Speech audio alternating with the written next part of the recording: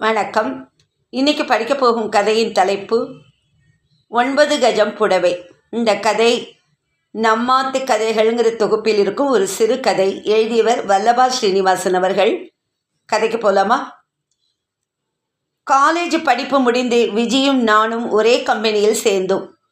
ஒரு வருடத்திலேயே திருமணமாகி பெங்களூரில் வேலையும் கிடைத்து சென்னையை விட்டு கிளம்பிவிட்டேன் நான். காலேஜிலிருந்து வேலை வரை வந்த நட்பு ஊர் மாறியதும் தொடர்ச்சி அற்று போனது. இப்போது போல மொபைல் ஃபோன்கள் இல்லாத காலம். ஒரு முறை அம்மா அப்பாவை பார்க்க சென்னை சென்றிருந்த போது கபாலி கோவிலில் விஜயை சந்திக்க நேர்ந்தது. கோவிலை சுற்றி கொடிமரத்தை நமஸ்கரித்து எழுந்தபோது, ஹே அபர்ணா, எப்படி இருக்க? குரல் கேட்டு திரும்பினாள் விஜய் என்கிற விஜயலட்சுமி. உடனே என் மூளை கடகடவென்று ப்ராசஸ் செய்து விஜயின் 10 வருடம் முன்னாடியான காலேஜ் முகம், அவள் எப்போதும் போடும் மிடி டாப்ஸ், அமைதியான சுபாவம், மிருதுவான புன்னகை என்று எல்லாவற்றையும் ஓரிரு செகண்டுகளில் எடுத்து தர, ஹை, நீ எங்கடி இங்க என்று பரஸ்பரம் விசாரித்துவிட்டு மண்டபத்தில் அமர்ந்து பேசும்போதுதான் அந்த அதிர்ச்சியான விஷயத்தை சொன்னாள். நான் பெங்களூர் சென்றவுடனே அவளுக்கும் திருமணம் நடந்ததாம். கோவிலில் திருமணம் முடிந்து திரும்பும்போது அந்த வேன் விபத்துக்குள்ளாகி மணமகன் அவனது தந்தையார் இருவரும் உயிரிழக்க மீதி பேர் காயங்களோடு உயிர் தப்பினாராம். நான் கைகளை பிசைந்து கொண்டு என்ன சொல்வது என்றே தெரியாமல் முழித்தேன். இப்படியெல்லாம் நடக்குமா? அதுவும் கல்யாணத்தன்றே. செய்தியில் எவ்வளவோ கேட்கிறோம். அதுவே நமக்கு தெரிந்தவருக்கு என்றால் நம்ப மறுக்கிறது மனம். இவளால் எப்படி இதிலும் அமைதியாக இருக்க முடிகிறது என்று வியந்தேன். என் தர்ம சங்கடத்தை பார்த்துவிட்டு, விடுடி என்று என் கையை பிடித்தாள். அதே புன்னகை. அதற்கு பிறகு மாப்பிள்ளை வீட்டில் இவள் அதிர்ஷ்டம் இல்லாதவள் என்று ஒதுக்க, பல சொத்துகளில் ஒரு வீட்டை மட்டும் இவளுக்கு எழுதி கொடுத்துவிட்டு மூஞ்சியில் முழிக்காதே என்று விட்டனராம். எனக்கு தொண்டை அடைத்தது. அவள் தொடர்ந்தாள். உனக்கு ராமசுப்பிரமணியம் ஞாபகம் இருக்காப்பா? நம்ம கூட வேலை பார்த்தாரே. எனக்கு மெமரி மக்கர் செய்தது. ஏய், உங்கள் பிராமின் கம்யூனிட்டி ஞாபகம் இல்லையா? அவர்தான் என்னை கல்யாணம் பண்ணிக்கிறேன்னு சொல்லியிருக்கார். எவ்வளோ பெரிய மனசு தெரியுமா? இவ்வளவுக்கும் அப்புறம் நான் கொடுத்து வச்சவளா ஃபீல் பண்ண அவர்தான் காரணண்டி. நெகிழ்ந்து போய் சொன்னாள். எனக்கும் கொஞ்சம் ரிலீஃபாக இருந்தது. ராமசுப்பிரமணியத்திற்கு மானசீகமாக நன்றி சொன்னேன். என்கிட்ட அன்பா இருக்காருடி. எங்கள் அம்மா அப்பா கூட என்னை சரியாக ட்ரீட் பண்ணலை. அணைத்து கொண்டேன். அந்த குடும்பத்தில் பட்ட கஷ்டத்துக்கு இது எவ்வளவு ஆறுதல் தெரியுமா? உங்கள் கம்யூனிட்டியில் மெச்சூரிட்டி அதிகம்டி. அவருக்காக வெஜிடேரியன் ஆயிட்டேன். 9 கஜம் மடிசார் புடவை கட்டிக்க ஆசையாக இருக்கேன் என்று சிரித்து கொண்டே சொன்னாள். காலேஜ் டிராமாவில் நான் ஐயராகவும் அவள் ஐயராத்து மாமியாகவும் நடித்தது ஞாபகம் வந்து சிரித்தோம். பத்திரிக்கை அனுப்புகிறேன், கட்டாயம் வா என்றாள். பத்திரிகை வந்தது. சம்பிரதாயமான மஞ்சள் பிங்க் பத்திரிகை. இருபுறமும் தேவதைகளுடனும் விளக்கு பார்டருடனும் ஸ்ரீராம ஜெயம் என்று ஆரம்பித்து மங்களகரமாக பிராமண முறையில் கல்யாணம். விஜயை 9 கஜத்தில் மாமியாக கற்பனை பண்ணி பார்த்தேன். சிரித்து கொண்டேன். கல்யாணத்திற்கு போக சௌகரியப்படாமல் வாழ்த்து டெலிகிராம் அனுப்பினேன். பின்னர் 2 குழந்தைகளோடு பாம்பே, ஹைதராபாத் என்று டிரான்ஸ்ஃபர் ஆகி மீண்டும் குடும்பத்தோடு சென்னை வந்தபோது 10 வருடங்கள் ஓடியிருந்தன. சென்னையில் வீடு வாங்கி செட்டில் ஆனோம். ஒரு நாள் லாஃப்டில் இருந்து பொட்டியை எடுத்தபோது அந்த பத்திரிகை கிடைத்தது. ஆஹா, விஜய் என்று ஃபோன் செய்து பார்த்தேன். கிடைக்கவில்லை. பழைய ஆஃபீஸில் ஃபோன் செய்து ராமசுப்பிரமணியன் விலாசம் வாங்கினேன். பார்த்தால் நாங்கள் இருந்த அதே ஏரியா. ஒரே சந்தோஷம் எனக்கு. நல்ல அதிர்ஷ்டமாகத்தான் இருக்கிறாள் என்று நினைத்து கொண்டேன். நேரில் போய் பார்த்து ஆச்சரியப்படுத்தலாம் என்று இருந்தேன். அவள்தான் ஃபோன் செய்து நம்மை விசாரிக்க கூடாதா என்று கோபமும் வந்தது. இன்று போய் சண்டை போட்டு விடலாம் என்று ஒரு நாள் கிளம்பி போனேன். நல்ல ஹையர் அண்ட் அப்பார்ட்மெண்ட், சிட்டிக்குள் புல்தரை, ஜிம் என்று அமக்கலமாக இருந்தது.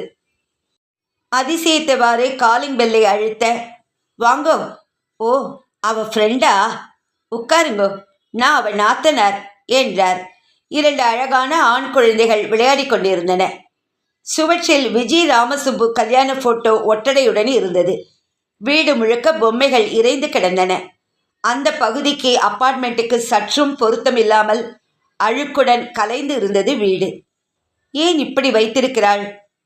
பொதுவாக ரொம்ப அழகாக சுத்தமாக இருக்க பிரியப்படுபவளாச்சே. நான் கொஞ்சம் அவஸ்தையாக அமர 8 வயது இருக்கும் பெரிய பையன் ஓடிப்போய், அம்மா, உன் ஃப்ரெண்டு வந்திருக்கா பாருமா என்றான். பதிலே இல்லை. உள்ள போய் பாருங்கோ என்றார் அந்த பெண்மணி. எல்லாமே வித்தியாசமாக இருக்க உள்ளே போனேன். அங்கே ஒரு பெண் கட்டில் அருகே அமர்ந்திருக்க, கட்டிலில், ஐயோ, இது என்ன?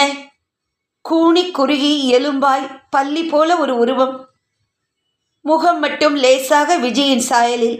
ஐயோ கடவுளே என்று நான் அதிர்ச்சியில் வாயை பொத்திக்கொள்ள, அந்த பையன் அழகான திராட்சை கண்களோடு என்னை விசித்திரமாக பார்த்தான். உன் சிரிப்பு எங்கடி விஜி? இது என்ன கோலம்? அந்த நர்ஸ் என்னை சேரில் அமர்த்தி தண்ணீர் கொடுத்தார். அதற்குள் நாத்தனார் காப்பி கொண்டு வந்து, உங்களுக்கு தெரிஞ்சுதான் பார்க்க வந்திருக்கீங்கன்னு நினச்சிட்டேன் என்று விஷயத்தை சொல்ல சொல்ல துக்கம் தொண்டையை அடைத்தது. 2வது குழந்தை டெலிவரி. மீண்டும் ஒரு அழகான ஆண் குழந்தை பிறந்திருக்கிறது. டெலிவரி ஆனதும் சட்டென்று மூச்சு வாங்கியிருக்கிறது. ஆக்சிஜன் கொடுக்க தாமதமானதால் கோமா. 5 வருடங்களாக இப்படியே. சில கணங்கள் வாழ்க்கையே திருப்பி போட்டு விடுகின்றன. இறப்பே தேவலாம் என்று தோன்றிவிடும்படி. காப்பி குடித்து கொஞ்சம் நிதானமான பின் அருகே சென்று பார்த்தேன். தலைவாரி பூ வைத்து பொட்டு வைத்து பவுடர் பூசி அலங்காரம் செய்து இருக்கிறது. சுத்தமாக பராமரிக்க 2 நர்ஸ்கள். மீண்டும் அந்த பையன் ஓடி வருகிறான் கையில் ஃபோனுடன். அப்பா, அம்மாவோட ஃப்ரெண்டு வந்திருக்காப்பா. அவள் திரும்பி என்னை பார்ப்பது போல் இருந்தது. திடீரென்று ஒரு ஓலம், புரியாத ஏதோ சத்தம். கண்கள் என்னையே பார்க்க அழுவது போல் ஒரு பாவனை. என்ன தெரியறது போல இருக்கே என்றேன் அபத்தமாய். உடனே நர்ஸ், இல்லம்மா, திடீர்னு இப்படி தான் கத்தும். இங்கே பாருங்க, இந்த குழந்தைய 5 வயசாவது. பிறந்ததே அந்த அம்மாவுக்கு தெரியாது. பிள்ளைங்களை பொறுத்தவரை இதுதான் அம்மா. ஏன் கேட்குறீங்க? கொடுமை. நீங்கள் என்கிறாள் இவள். நான் அந்த அம்மா பகலில் இவங்களை பார்த்துக்கிறேன், ராத்திரி வேற நர்ஸு வராங்க. ஓ, இதோ இந்த டியூப் வழியாக தான் ஆகாரம் கொடுக்கணும், மூக்கு வழி தான். ஐயா நல்ல சத்தான மருந்தெல்லாம் வாங்கி வேலைக்கு கொடுக்க ஏற்பாடு செய்திருக்காருமா. எந்த குறையும் வரக்கூடாதுன்னு கவனமாக இருப்பார். என்கிட்ட ரொம்ப அன்பாக இருக்காருடி என்று அவள் சொன்னது எதிரொலித்தது காதில். இவ்வளோ நல்லவரா? என்ன சுத்தமாக வைத்திருக்கிறார். அட போங்கம்மா, எவ்வளோ செய்வார் தெரியுமா? தினைக்கும் உடம்பு தொடச்சி புது துணி போத்தி தலை சீவி பின்னி பூ வச்சு, இதை பாருங்க ரோஸ் பவுடரு, இதெல்லாம் போட்டு உட்காந்து பேசிக்கி நிற்பார் இதாண்ட. அது காட்டியும் எழுந்து உட்காரக்கூடாது இந்த அம்மா. சே, வெறுத்தே போகுதுமா. நர்ஸு சொன்னது வருத்தமாக இருந்தாலும் 5 வருடமாக டயப்பர் மாற்றி உணவு கொடுத்து வேலைக்கு மருந்து கொடுத்து ஊசி போட்டு கவனித்து கொண்ட அலுப்பு என்று புரிந்து கொள்ள முடிந்தது. ஊட்ட பாருமா, அழுக்காக்கிது, வெள்ளை கூட அடிக்கலை. எல்லா பணத்தையும் இந்த அம்மாக்கே செலவு செய்கிறாரு. என்னமோ எழுந்து நிற்க போகுதுன்னு. கோமா இவ்வளவு பயங்கரமானதா? ஏதோ கண்ணை மூடிக்கொண்டு படுத்திருப்பார்கள். திடீரென்று யாரோ வந்து பேச ஞாபகம் வந்து முழித்து கொண்டு எழுந்து விடுவார்கள் என்று தமிழ் சினிமா கொடுத்த ஞானத்தோடு மட்டும் இருந்த எனக்கு ஒன்றும் புரியவில்லை. டியூபில் சாப்பாடு, டயப்பர் சங்கடங்கள் போக படுத்துக்கொண்டே இருப்பதால் பலவிதமான உபாதைகள் வர வாய்ப்புண்டாம். பெட்சோர், இன்ஃபெக்ஷியஸ் டிசீஸ் போன்றவை வராமல் இருக்க மருந்துகள், குழந்தைகளுக்கு தொற்றாமல் இருக்க பாதுகாப்புகள். பல் தேய்த்து விடவே 1/2 மணி ஆகுமாம். கேட்கவே சிரமமாக இருந்தது. இவ அம்மா அப்பா எல்லாம் முன்ன வந்து பார்த்துட்டு போயிடுவாங்க. அது கூட இப்பெல்லாம் வரதில்லை. இந்த அம்மா தான் குழந்தைகளை வளர்க்குது. நானும் என் ஆத்துக்காரரும் இவாளுக்காக ஊரை விட்டே வந்துட்டோம். பாவம், என் தம்பி இப்படி கஷ்டப்படுறத பார்த்துட்டு இருக்க முடியுமா? குழந்தைகளுக்கு நன்னா ஆகாரம் கொடுக்க வேண்டாமா சொல்லுங்கோ? அத்தையின் பராமரிப்பு ஆரோக்கியமாக இருந்த குழந்தைகளிடம் தெரிந்தது. ஆன்ட்டி, அப்பா உங்க கூட பேசணுமா? அந்த பையன் ஃபோனை கொடுக்க ரிசீவரில் அந்த மகானுபாவர் குரலை கேட்டதும் கண்ணீர் வழிந்தோடியது. நீங்கள் ரொம்ப வருத்தப்பட்டேன்னு அக்கா சொன்னா. அழாதீங்கோ, பூர்வ ஜென்ம பலன், என்ன பண்ண முடியும்? உடனே அப்போலோவில் பார்த்தேலா? அக்குபஞ்சர் பண்ணேளா என்று உணர்ச்சி வசப்பட்டு கேள்விகளை அடுக்க ஒவ்வொன்றிற்கும் பொறுமையாக பதில் சொன்னார். ஃபிசியோதெரப்பி, ஹோமியோபதி, ஆயுர்வேதம்னு எல்லாம் ட்ரை பண்ணுறேன், ஒன்றும் பயனில்லை. முன்னாடி ஒன்றுமே தெரியாது, இப்போ தொட்டா தெரியறதுன்னு நினைக்கிறேன். எழுந்து நடமாட சான்ஸ் இருக்குங்கிறாளா? நடக்கலாம், யார் சொல்ல முடியும்?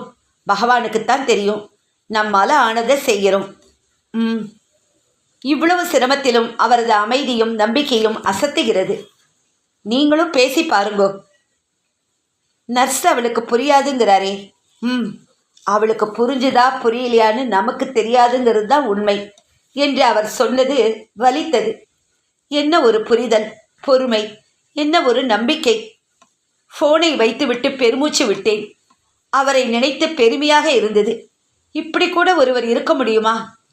இவளுக்கு வாழ்வு கொடுக்க கல்யாணம், இவளுக்குத்தான் ஏன் இப்படி ஒரு வாழ்க்கை? அம்மா அப்பா கூட இப்படி கைவிடுவார்களா? மனதுக்குள் கேள்விகளோடு வீடு திரும்பினேன். மேலும் 3 வருடம் கழித்து ஒரு நாள் ஃபோனில் மெசேஜ் வந்தது, விஜி இறந்து விட்டாள் என்று. வருத்தமா நிம்மதியா என்று புரியாத நிலையில் அங்கே சென்றபோது சாஸ்திரிகள் வந்து காரியங்கள் ஆரம்பித்து விட்டன. விஜிக்கு அழகாக 9 கஜம் புடவை கட்டி பூ வைத்திருந்தது. உங்களுக்குள் எழும் கேள்வி, இது கதையா நிஜமா? கதையாகவே இருந்திருக்க கூடாதா? இப்படி முடிச்சிருக்கார் எழுத்தாளர். இவங்க சொல்கிறத பார்த்தா இந்த மாதிரி எங்கேயோ நடந்திருக்கு போல இருக்கு. இந்த கதையை வச்சு பார்க்கும்போது ரொம்ப மனசை ரொம்ப பாதித்தது இந்த கதை. படிக்கும்போதே கடைசியில் அழுக வந்துடுத்து இந்த கதையை படிக்கும்போது.